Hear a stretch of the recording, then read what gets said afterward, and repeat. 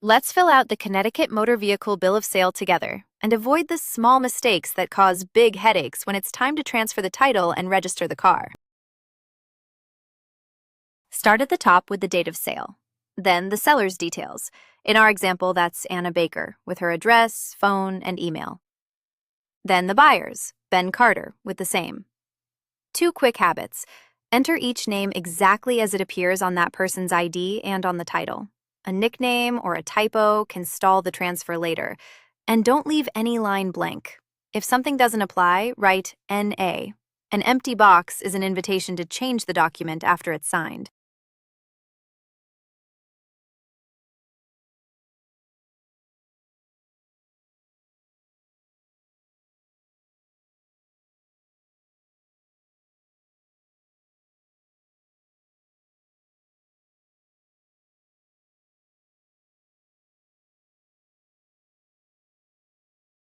Next, describe the vehicle: make, model, body type, year, color, and the odometer reading.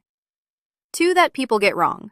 The VIN, type all 17 characters exactly as they appear on the title. A single wrong digit can stall the title transfer. And the odometer, write the exact reading, not a rounded guess. A sloppy number can look like odometer fraud. Now the sale price, in our example, $8,500. And how it's paid? Here, paid in full by check, with taxes included. Write the real price. Lowballing it to shave the sales tax can come back as back taxes and penalties, and it leaves the buyer with weaker proof of what they actually paid. Finally, signatures. The seller and the buyer each print their name, sign, and date. 2 things before you're done. An unsigned or undated bill of sale may not hold up, so make sure every signature has a date beside it. And make 2 copies. Each side keeps a signed one. The buyer needs it to register the vehicle, and the seller needs it as proof they are no longer responsible for that car. In this state, a vehicle bill of sale needs to include some key details, so let's walk through them together.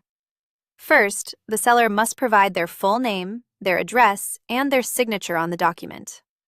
And the same goes for the buyer. The buyer also needs to include their name, address, and signature. Next, you'll need to list the selling price of the vehicle, so make sure that dollar amount is clearly written on the bill of sale. You'll also need to include the odometer reading. That's the current mileage on the vehicle at the time of the sale.